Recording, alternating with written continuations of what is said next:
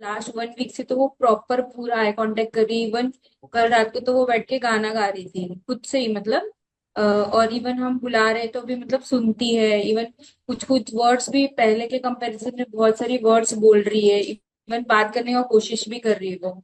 तो उसका जो अंडरस्टैंडिंग है, आई फील के बढ़ता जा रहा है।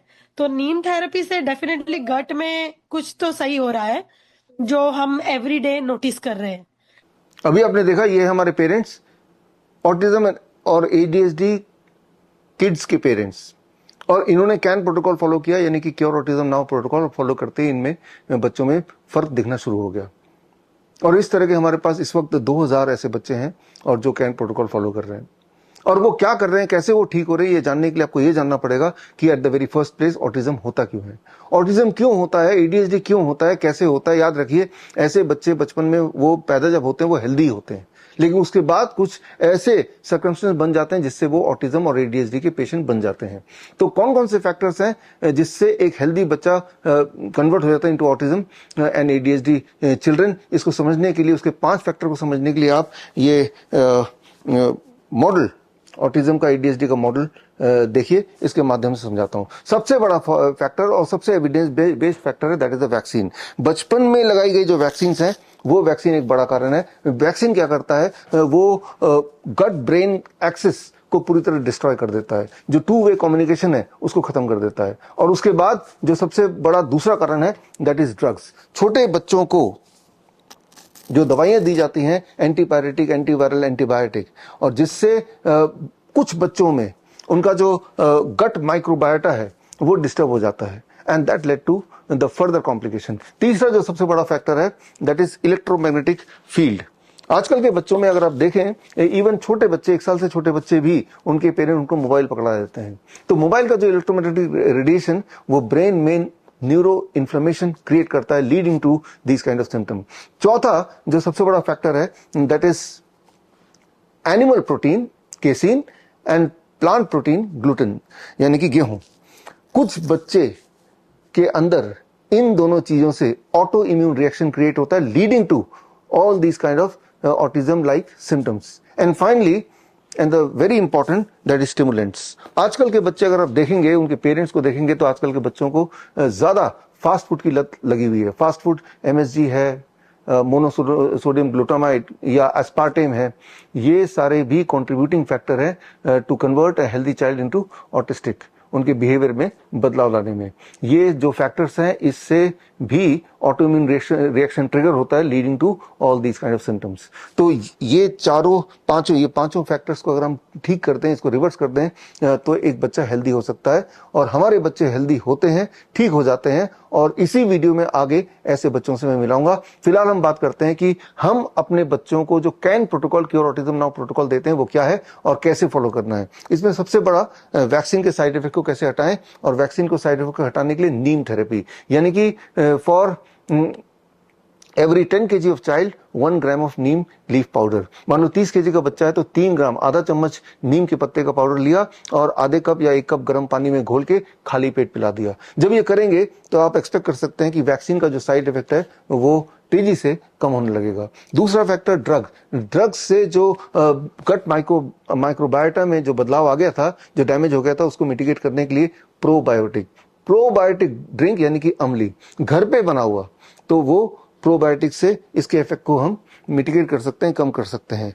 तीसरा, एनिमल प्रोटीन एंड ग्लूटिन, इसकी जगह रॉ प्लांट फैट, यानी कि coconut is the best raw plant fat, यानी कि जितने केजी का बच्चा है, 20 केजी का बच्चा है तो 20 ग्राम कोकोनट बच्चे को हर दिन खिलाना है। बच्चा कोकोनट ऐसे तो खाएगा नहीं, तो उसके कई सारे तरह के रेसिपीज हम पेरेंट्स को सिखाते हैं, so that we can counter this. और उसके बाद आता है इलेक्ट्रोमैग्नेटिक फील्ड रेडिएशन से जो न्यूरो इन्फ्लेमेशन हुआ उसे कैसे कम करें, उसके लिए 0 वोल्ट थेरेपी। 0 वोल्ट थेरेपी मतलब हर बच्चे को हर दिन कम से कम 1 घंटा ग्राउंडिंग करनी है, नंगे पैर घास में चलना है, और रात को जब सोएगा वो 0 वोल्ट बेडशीट में ही सोएगा। एंड फाइनली द स्टिमुलेंट्स मतलब एमएसजी हो गया, स्टिमुलेंट मतलब एस्पार्टेम हो गया। उसके असर को, उसके डैमेज को खत्म करने के लिए द डीआईपी डाइट। जब हमारे पेरेंट्स ये करते हैं अपने बच्चों के साथ तो वो रिकवर होने लगते हैं बड़ी तेजी से। अगर आप ऐसे बच्चों के पेरेंट्स हैं और आप चाहते हैं कि हमारे माध्यम से, इन ट्रीटमेंट प्लान के माध्यम से वो ठीक हो, तो ये बिल्कुल फ्री सर्विस है। आपको सिर्फ bishrup.com/autism जाना है और जाके फॉर्म भरना है और उस फॉर्म को हम पढ़ेंगे and then my team, my doctors will connect with you और आपको हमारे ग्रुप में शामिल करेंगे, आपको ट्रेनिंग देंगे। लेकिन इस वक्त हमारे देश में करीब 50 लाख ऑटिज्म के बच्चे हैं। इस वक्त हमारे देश में करीब 3 करोड़ ADHD के बच्चे हैं। यानी कि उन सारे बच्चों तक पहुंचने के लिए मैं और मेरी टीम काफी नहीं है, हमें आप जैसे लोगों की जरूरत है। और आप में से वो लोग जो इस तरह के बच्चों को हेल्प करना चाहते हैं, तो आपके लिए एक खास ट्रेनिंग प्रोग्राम है जो कि 2 अक्टूबर से शुरू हो रहा है and that is called certification in autism and ADHD reversal. ये 4 मॉड्यूल है, हर हफ्ते 2 घंटे के एक मॉड्यूल। पहले मॉड्यूल में हम साइंस समझेंगे कि क्यों एक हेल्दी बच्चा जो बचपन में जब पैदा हुआ तब उसका आई कांटेक्ट था, तब वो बोलचाल भी शुरू कर दिया था, उसका बिहेवियर नॉर्मल था, धीरे धीरे वो ऑटिस्टिक कैसे बनता है, उसके पीछे का साइंस क्या है, एविडेंस क्या है, वो हम पहले मॉड्यूल में समझेंगे। सेकेंड मॉड्यूल में समझेंगे इसको ठीक कैसे करना। जो 5 फैक्टर मैंने बताए, चाहे वो नीम थेरेपी है या 0 वोल्ट थेरेपी है या DIP डाइट है या फिर प्रोबायोटिक है, तो उसके पीछे का साइंस क्या है, उसे कैसे करना है, that will cover in the second module, that is of 2 hours. And third module, तीसरे हफ्ते, प्रैक्टिकल इंप्लीमेंटेशन। कैसे पेरेंट्स अपने घर में, अपने किचन को, अपने घर में कुछ और अरेंजमेंट को बदल के जो आपने पहले 2 मॉड्यूल में सीखा उसे इंप्लीमेंट करें। और चौथे मॉड्यूल में handling the common health emergency among the autistic children. और इस तरह के बच्चों में कुछ हेल्थ इमरजेंसी होती है, जैसे कि सीजर पड़ जाता है, फिट्स पड़ जाता है, बार बार बुखार आने लगता है, और ऐसे में पेरेंट्स उनको उन्हीं डॉक्टर के पास ले जाते हैं जिनकी वजह से आज ये हालत है। और अक्सर पेरेंट्स से बोलते हैं उसके बाद हालत और गंभीर हो जाती है, बच्चा रिकवर करने में और टाइम लगाता है। जबकि ऐसे इमरजेंसी सिचुएशन को आप घर पर ही स्पेशल प्रोटोकॉल से हैंडल कर सकते हैं, रिवाइव कर सकते हैं। तो ये स्पेशल ट्रेनिंग आपको 4th मॉड्यूल में मिलेगा। और साथ में ये किताब है, that is cure autism now. ये किताब की ऑफिशियल लॉन्चिंग तो वैसे 30 नवंबर को होगी, राजीव दीक्षित जयंती के दिन। और उसी दिन जो पास आउट है, ये 1 महीने की ट्रेनिंग का, इस पास आउट स्टूडेंट्स का कॉन्वोकेशन भी होगा दिल्ली में। तो खैर, इसी वीडियो में आगे मिलते हैं ऐसे और कुछ पेरेंट्स से जिनके बच्चों पर उन्होंने ये प्रोटोकॉल फॉलो किए। देखते हैं उनकी रिकवरी कैसी चल रही है। All the best, thank you, जय हिंद। मैंने काफ़ी चेंजेस देखा है, जैसे उसका अग्रेशन काफ़ी कम हो गया है। पहले छोटी छोटी बातों पे बहुत गुस्सा करती थी, वो चीज़ काफ़ी कम हो गया है। उसके इमोशंस डेवलप होने शुरू हो गए हैं। इससे जो अटेंशन है वो काफ़ी हद तक इम्प्रूव लग रही है हमें, थोड़ी बहुत पहले से ना।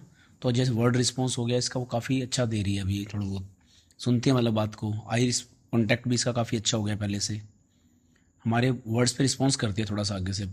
1 2 3 4 up 5 6 7 8 up 9 10. After following your neem therapy guidelines, we have observed that his hyperactivity has decreased significantly.